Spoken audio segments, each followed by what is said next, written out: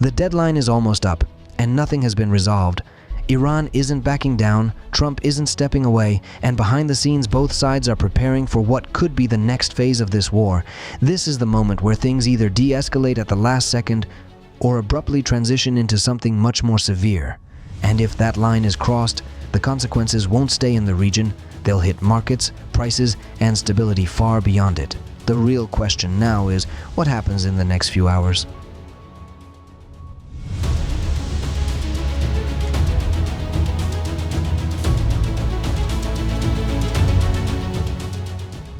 Hey guys, welcome back to the channel. Take a deep breath, because what's unfolding right now in the US-Iran war, Operation Epic Fury, is reaching a terrifying boiling point. We're talking raw threats, ticking clocks, civilian infrastructure on the target list, and a real risk that this conflict, already 38 days old, could explode into something much darker and longer. It's Monday, April 6th, 2026, and President Trump has just thrown down one of the most explosive ultimatums of his entire political career. On Easter Sunday, in a fiery, expletive-filled Truth Social post that's now everywhere, Trump gave Iran 48 hours until Tuesday evening, 8 p.m. Eastern Time, to fully reopen the Strait of Hormuz. His exact words were brutal. Tuesday will be power plant day and bridge day, all wrapped up in one in Iran. There will be nothing like it. Open the Fingpan Strait, you crazy bika, or you'll be living in hell. Just watch. He's not mincing words. He's threatening to hammer Iran's power plants, the ones that keep lights on for millions of ordinary Iranians, and key bridges that move troops and supplies. This isn't just more missile strikes on military bases.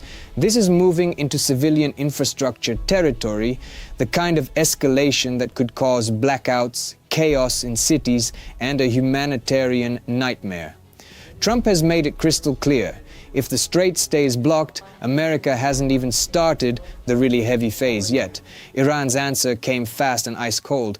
Tehran rejected the deadline outright. Their foreign ministry and military spokespeople called it normalizing war crimes and warned of a decisive and comprehensive response. Crushingly, if the US hits power plants or bridges, they've already said they'll never return the strait to its previous state under American threats, and they're hinting at hitting back at energy and desalination facilities across the Gulf region. That means potential attacks on Saudi, Emirati, or Qatari infrastructure, places that supply the world with oil and water for millions. The backdrop makes this even scarier. The Strait of Hormuz, the narrow choke point carrying about 20% of the world's daily oil and a huge share of LNG, has been a shooting gallery for weeks. Traffic has plummeted. Qatar's massive Ras Laffan LNG plant is still crippled from earlier strikes, and global energy markets are on edge. Oil prices remain volatile in the 100 to 115 plus range. Europe is terrified of a 2022-style gas crisis repeating, while Americans feel it every time they fill up the tank or buy groceries. This war is no longer over there, it's hitting wallets and heating bills worldwide. On the battlefield, the US and Israel have inflicted serious damage. Thousands of Iranian missile launches destroyed, senior IRGC commanders taken out, naval vessels sunk. But Iran is still firing back with ballistic missiles toward Israel and drones at US bases. Just recently, the US pulled off a high-risk combat rescue of pilots after an F-15E was shot down over Iranian territory. A reminder that the airspace is still contested after more than a month of fighting. US casualties so far, at least 15 service members killed, with reports of over 500 wounded, including hundreds with concussions and blast injuries from Iranian drone and missile barrages on bases in Kuwait, Saudi Arabia, Qatar, and elsewhere. That's real blood, many from reserve units with families back home. At home in America, the pressure on Trump is mounting fast. The No Kings protests on March 28th drew an estimated 8 million people across more than 3,300 events in all 50 states, one of the largest single-day protest waves in US history. People are angry about the war, the rising energy costs, the ongoing government shutdown chaos, and what they see as endless Middle East entanglement. Trump's approval ratings have sunk to the low 30s, low 40s in recent polls, his weakest point in the second term. Inside the administration, there's a visible tension too.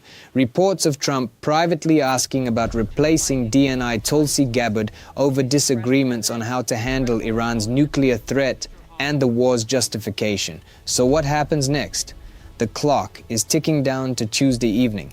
If Iran doesn't blink and reopen the strait, or at least allow safe passage, we could wake up to massive new US and Israeli strikes on power plants and bridges, the kind of blows that would black out cities and cripple movement inside Iran.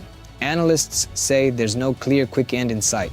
Some are warning this could drag into May, June, or longer if Iran keeps playing the asymmetric game with mines, proxies, and missiles while betting that American public patience will run out first. A draft ceasefire proposal floating around calls for a 45-day pause and reopening the strait. But Iran says negotiations don't mix with ultimatums and threats of war crimes. Both sides are dug in. This is the moment people feared: maximum rhetoric, civilian targets on the table, global energy hanging in the balance, and a US president willing to go much further to force an outcome. The next 48-72 hours could decide whether we get a desperate last-minute deal or a dramatic escalation that pushes the entire region and the world economy into even deeper chaos. This isn't abstract strategy on a map anymore. Real pilots have been shot down. Real American service members have died. Real families are paying more for gas and worrying about bills. And millions are already in the streets saying they've had enough. I want to hear from you right now. Be brutally honest in the comments. Do you think Trump's tough ultimatum will force Iran to fold? Or is it only making the situation more dangerous? How worried are you that this war is about to get a lot bloodier and longer? What do you think Tuesday night will bring? Strikes, a deal, or more stalemate? Drop your thoughts below. I read every single one, no matter where you stand. If you want a follow-up breaking down exactly what Power Plant A could look like, Iran's possible retaliation options, or how this connects to the protests and Trump's sliding polls, just say the word and I'll drop it fast. Hit like if these real-time deep dives help you make sense of the chaos. Subscribe and turn on notifications, because this story is moving at lightning speed and could change dramatically in the next few hours. Stay safe out there, guys. The world is holding its breath tonight. I'll be back with updates as soon as anything major breaks.